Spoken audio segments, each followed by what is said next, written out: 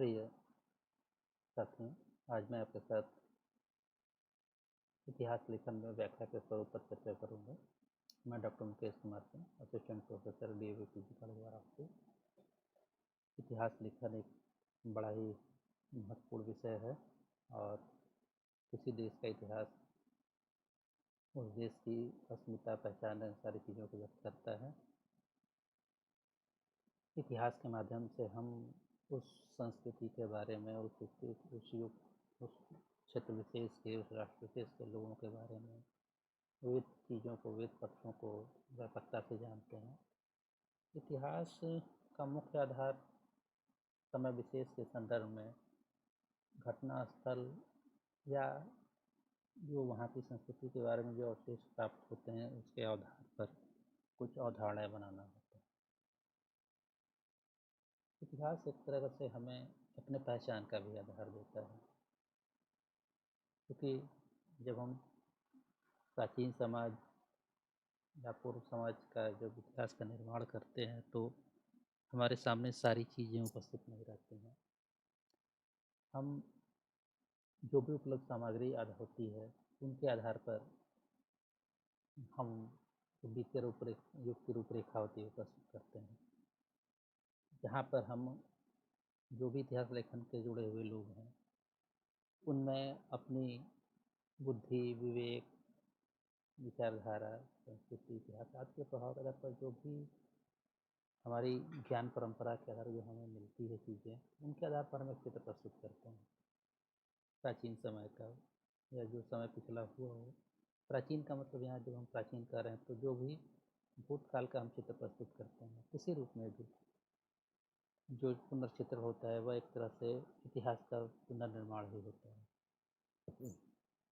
विशेष रूप से जब हम प्राचीन समाजों की बात करते हैं, जब हम 1000 साल या 1500 साल, 2000 साल या फिर उससे पहले के भी इतिहास लेखन की बात करते हैं तो निश्चित रूप से हमारे पास सामग्रियों का अभाव होता है और उन लोगों के मन मस्तिष्क में झाँक कर उनके बारे में कोई चीज़ों को लिख पाना एक दुष्कर कार्य है। इसमें इतिहास लेखन के कार्य से जुड़ा हुआ जो व्यक्ति होता है वह कल्पना और यथार्थ के मिश्रण के आधार पर एक चित्र प्रस्तुत करता है, क्योंकि केवल यदि यथार्थ का ही चित्र प्रस्तुत करने की बात आ जाती है जब, तब उसमें कई बार तरह की समस्याएं आएंगी, क्योंकि कई बार तो बहुत ही छोटी सामग्रियाँ उपलब्ध होती हैं। खासकर जब हम 5000 साल या 6000 साल या उसके पहले की बात करते हैं तो वहाँ पर निश्चित रूप से इतिहासकार को अपनी कल्पना शक्ति का सहारा लेना होता है। इतिहास पूर्णतया तथ्यों पर आधारित न होकर उसमें व्याख्या का तत्व होता ही होता है, चाहे वो वर्तमान समय की ही कोई बात कही जा रही हो। जब हम वर्तमान समय में ही किसी घटना का चित्रण करते हैं और यदि वहाँ पर इतिहास लेखन, पेशेवर इतिहास लेखन से जुड़े हुए कोई आदमी पहुँच जाए या कोई सामान्य आदमी पहुँच जाए, तो सबका उस चीज़ को समझने का नज़रिया अलग अलग होगा।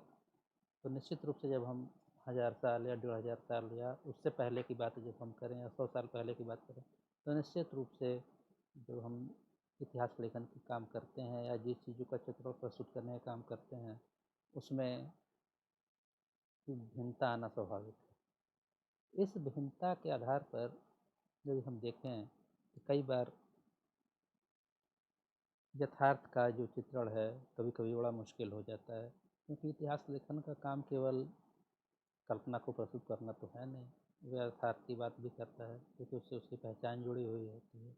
लेकिन चूंकि हमारे पास यथार्थ को समझने के सारे आधार उपलब्ध नहीं हैं, इसमें हमें कल्पना का सहारा लेना होता है।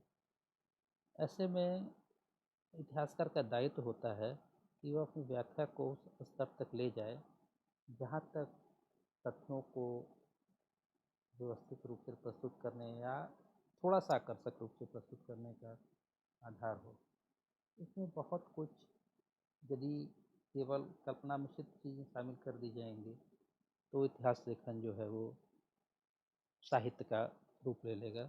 कई बार ऐसा हुआ भी है। खासकर हम जब प्राचीन भारतीय इतिहास के संदर्भ में देखें तो हम पाते हैं कि जो बहुत सी रचनाओं में इतिहास का तत्व है को खोजते हैं, जैसे हर्षचरित को ले लिया जाए या विक्रमांक देवचरित को ले लिया जाए, तो उसमें इतिहास के तत्व बहुत कम हैं और उसमें कल्पनात्मक तत्व बहुत ज़्यादा हैं। तो ठीक है, वे इतिहास लेखन के उद्देश्य से नहीं थे, उनका उद्देश्य दूसरा था। फिर भी हम एक ऐतिहासिक सामरिक रूपों की जब ग्रहण करते हैं तो पाते हैं कि बाद के समय में भी, आधुनिक समय में अनेक इतिहासकार ऐसे रहे हैं, जैसे हम मैकाले को लेते हैं। भारत में भी बहुत ऐसे इतिहासकार हैं जिनकी बात हम जब करते हैं तो उनमें देखते हैं कि शुरुआती दौर में कल्पना का तत्व ज़्यादा रहा है, बहुत सी चीज़ों को प्रिज्यूम कर लिया जाता है। ये इतिहास लेखन के दृष्टि से बहुत उचित नहीं होता है।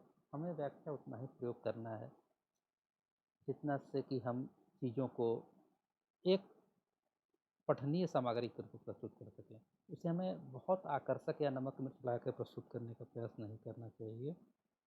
कई बार ये देखा जाता है कि इतिहास लेखन पर इतिहास लेखन की व्याख्या में विचारधारा का प्रभाव बहुत कुछ हो जाता है। यह भी इतिहास लेखन की दृष्टि से बहुत कुछ उचित नहीं है। हम अपनी विचारधारा को समझें, जानें, लेकिन यदि हम बहुत पहले के समाजों पर उसका प्रयोग करने लगेंगे, क्योंकि जितनी अधिकांश विचारधाराएँ हैं इतिहास के क्षेत्र में या समाज विज्ञान के क्षेत्र में, उनका उद्गम 17वीं शताब्दी या उसके बाद का हुआ है। और जब हम प्राचीन समाजों में भी जब हम उन अवधारणाओं का प्रयोग करके जब चीज़ों को समझने की कोशिश करने लगते हैं, तो कई बार अजीब तरीके के निष्कर्ष सामने आते हैं। बहुत से ऐसी अवधारणाएँ हैं, जैसे मार्क्सवाद को ही ले लिया जाए। तो यदि इसकी जो मूल अवधारणा है वे औद्योगिक समाज की उपज है, लेकिन यदि इसे हम प्राचीन समाजों में लगाने लगेंगे तो कई बार बड़ा विचित्र निष्कर्ष सामने आता है और कई बार लोग लगा भी देते हैं। तो हमें विचारधाराओं को थोपने से इतिहास पर बचना चाहिए। और इतिहास की अपनी गति होती है, हर समाज की अपनी विशेष आवश्यकताएँ होती हैं। इतिहासकार का यह दायित्व है कि उन समाज की निश्चित परिस्थितियों को समझने की कोशिश करे, जो तथ्य उपलब्ध हैं, और उन तथ्यों के भीतर घुसकर वो जो चीज़ों को निकाल सकता है, उन चीज़ों को समझे और इन सब को जानकर अपने को व्याख्या को संतुलित व्याख्या देने की कोशिश करे। उसका काम यही है कि तथ्यों को पठनीय रूप में प्रस्तुत कर देना, न कि आकर्षक रूप में प्रस्तुत करना। जब वो आकर्षक बनाने का जब वो कोशिश करेगा, तो निश्चित रूप से कई बार चीज़ें जो हैं काफ़ी कुछ बदल जाती हैं और ऐतिहासिक विवाद का कारण बनती हैं। इतिहास के साथ छेड़छाड़ बहुत अधिक नहीं होना चाहिए।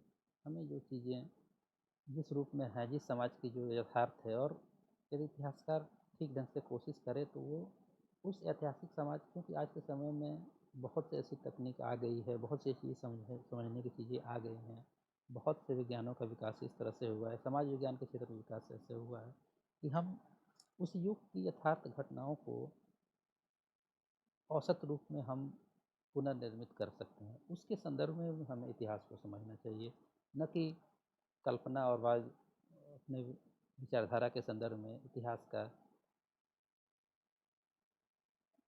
दुरुपयोग करना चाहिए या इतिहास का अनइतिहास कर देना चाहिए। हमें इतिहास को इतिहास रहने देना चाहिए और एक निश्चित संदर्भ में समझने की कोशिश करना चाहिए।